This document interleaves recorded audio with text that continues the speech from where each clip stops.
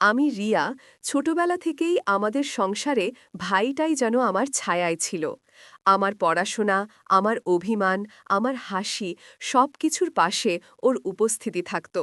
বর সবসময় একটু চুপচাপ স্বভাবের, কথা কম বলে, কিন্তু যত্নটুকু চোখে চোখে প্রকাশ পায়। সেদিন সন্ধ্যায় বৃষ্টি হচ্ছিল। আমি বারান্দায় দাঁড়িয়ে আকাশের দিকে তাকিয়েছিলাম। হঠাৎ ও এসে পাশে দাঁড়ালো, চুপচাপ ছাতা ধরল আমার মাথার ওপরে। বলল, ভিজে গেলে অসুখ করবে রিয়া। আমি হেসে বললাম, তুমি তো এখনো আগের মতোই। চিন্তা করো, ও কিছু বলল না, শুধু তাকিয়ে রইল। যে দৃষ্টিতে ছিল নীরব যত্ন, গভীর স্নেহ আর এক অজানা টান।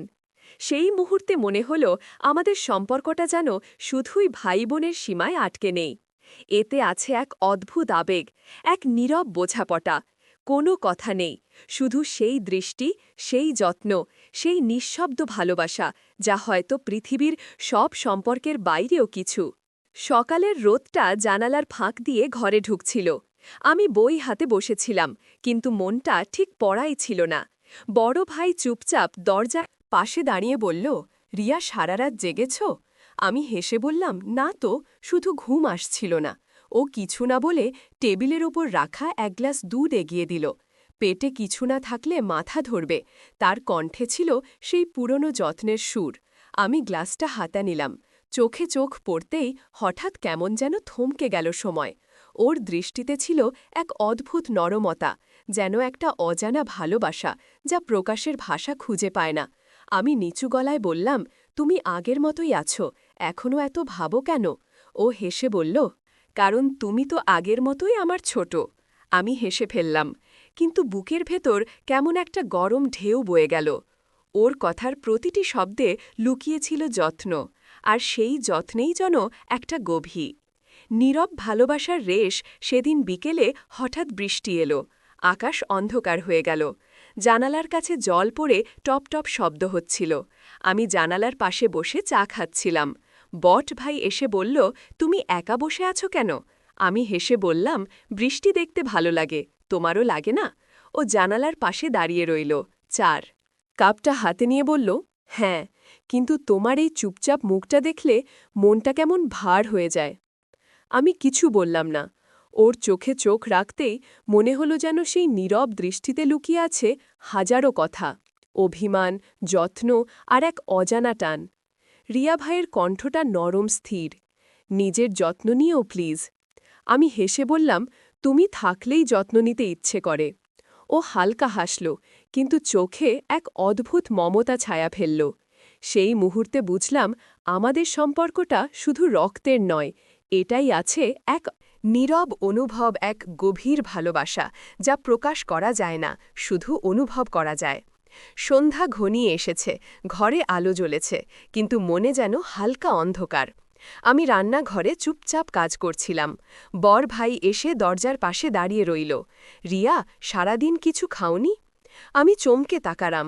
তুমি কবে এলে? একটু আগে তো বাইরে ছিলে। তুমি ব্যস্ত ছিলে, তাই ডাকিনি। ওর গলা ছিল এক নরম উষ্ণতা।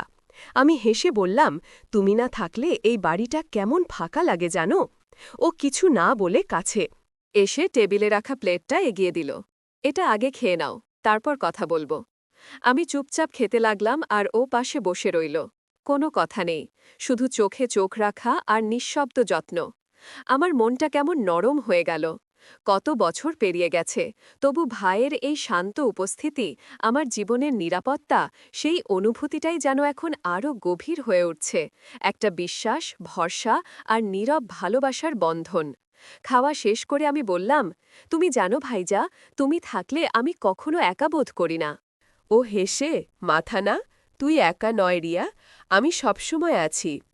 বাতাসে যেন এক নিঃশব্দ প্রশান্তি ছড়িয়ে পড়ল আমাদের মধ্যে। কোনো শব্দ নেই, তবু মনে হচ্ছিল অনেক কথা বলা হয়ে গেল। নিঃশব্দে রাতের খাবার শেষে সবাই ঘুমিয়ে গেছে।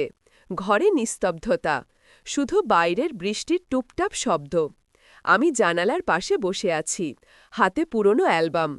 ছবিগুলো উল্টাতে উল্টাতে হঠাৎ এক ছবিতে চোখ আটকে গেল। আমি ছোট, আর বড় ভাই আমাকে কোলে নিয়ে হাসছে। ছবিটা দেখে অজান্তেই চোখ ভিজে উঠল। ঠিক তখনই দরজায় হালকা টোকা। রিয়া, ঘুমাওনি এখনো? আমি মুখ তুলে তাকালাম। বড় ভাই দরজায় দাঁড়িয়ে, হাতে এক গ্লাস গরম দুধ। বৃষ্টি হচ্ছে, ঠান্ডা লেগে যাবে, বলল ও শান্ত গলায়। আমি চুপ করে গ্লাসটা নিলাম। চোখে চোখ পড়তেই মনে হলো সময় থেমে গেছে।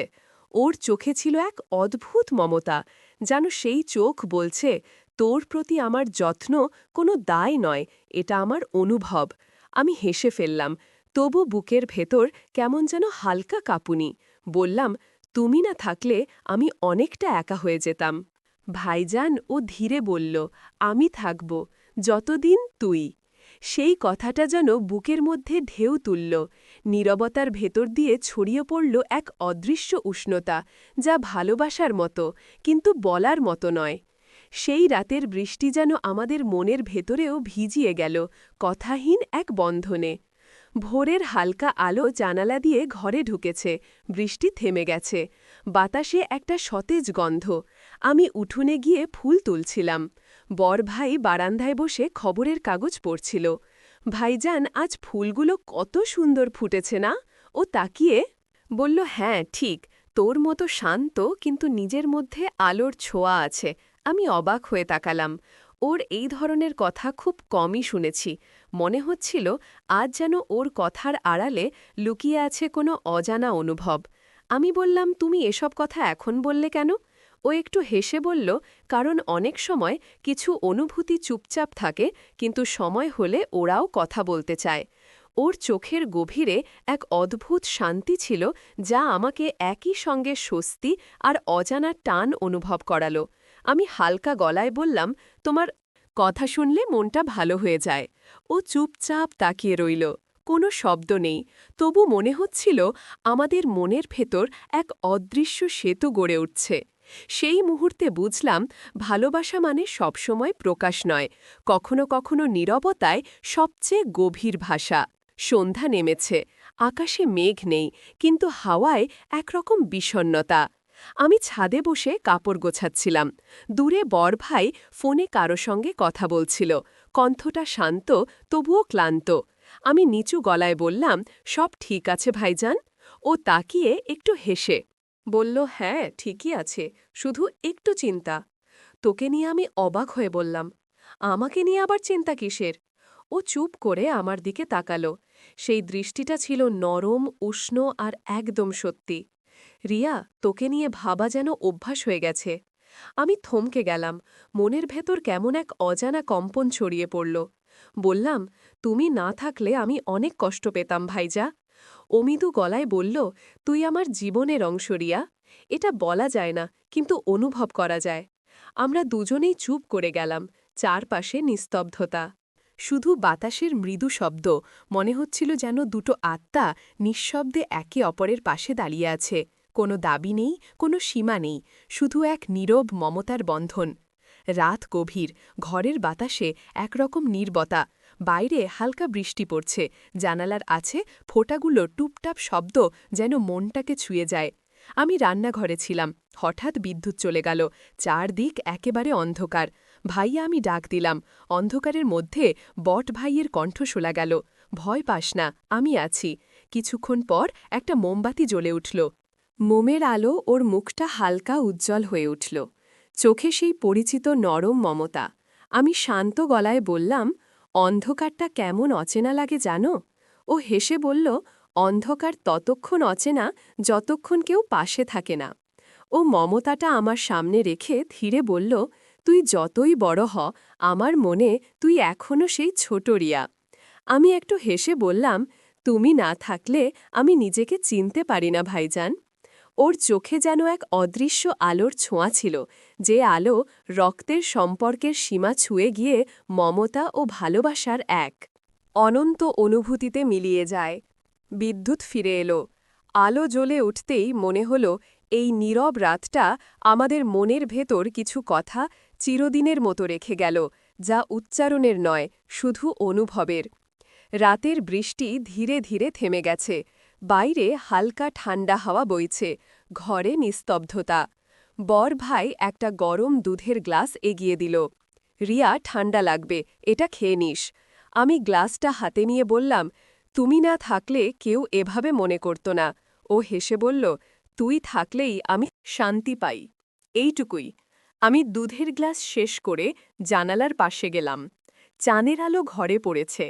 চারদিক শান্ত নির্জন। ও পাশে বসেছিল, কিছু না বলেই কেবল তাকিয়ে। মনে হচ্ছিল এই নীরবতার ভেতরেই যেন আমাদের কথাগুলো বলা হচ্ছে। একটা নিঃশব্দ বোঝাপড়া, যেখানে মমতা, ভালোবাসা আর শান্তি মিলেমিশে এক হয়ে যায়। কিছুক্ষণ পর আমি বললাম, আজ খুব শান্ত লাগছে ভাইয়া, মনে হচ্ছে সব ঠিক আছে। অমিতু গলা উত্তর দিল, হ্যাঁ রিয়া, এই শান্তিটাই তো আসল ভালোবাসা। রাতটা কেটে গেল। নীরবের মনের মধ্যে শুধু একটাই অনুভব, নিরাপত্তা, ভালোবাসা আর এক অদৃশ্য আশ্রয়। ভোরের আলো জানালা দিয়ে ঘরে ঢুকছিল। পাখির ডাক আর চায়ের গন্ধে বাড়িটা যেন নতুন করে জেগে উঠেছে। রাতের সেই নীরবতা এখন এক শান্ত সুরে বদলে গেছে। আমি রান্নাঘরে চা বানাচ্ছিলাম। বড় ভাই এসে বলল, রিয়া, ঘুম ঠিকমতো হয়েছে তো? আমি হাসলাম, হ্যাঁ ভাইজা, অনেক দিন পর এমন নিশ্চিন্ত ঘুম হয়েছে। ওর মুখে একটা প্রশান্ত হাসি। তোর মুখে এই হাসিটা দেখলেই মনে হয় সব কষ্টে বিথা যায়। না, আমি একটু থেমে বললাম, ভাইয়া, তুমি জানো, তোমার যত্নটাই আমার জীবনের সবচেয়ে বড় উপহার। ও শান্ত গলায় বলল, আর তোর হাসিটাই আমার শান্তি। দুজনেই হেসে ফেললাম। বাইরে রোদ উঠেছে, জানালার পর্দা উঠে আসছে বাতাসে। মনে হচ্ছিল এই সকাল যেন নতুন শুরু একটা সম্পর্কের, যা কোনো নামের প্রয়োজন নেই। ভালোবাসা মানে সবসময় প্রকাশ নয়। ভালোবাসা মানে কখনো শুধু অস্তিত্বে থাকা, যেভাবে সূর্য আকাশে থাকে, আলো দেয় কিন্তু কিছু চায় না। আমি মনে মনে বললাম, এই নীরব ভালোবাসাটাই আমার সবচেয়ে সত্যি অনুভব। তো বন্ধুরা, ভিডিওটি ভালো লাগলে কমেন্টে জানাবেন। এই রকম ভালোবাসার গল্প শুনতে চাইলে চ্যানেলটা সাবস্ক্রাইব করুন এবং পাশে থাকুন, আর আপনার বেল আইকনটা বাজিয়ে রাখুন, যাতে নতুন ভিডিও আপলোড করা মাত্র আপনারা দেখতে পারেন।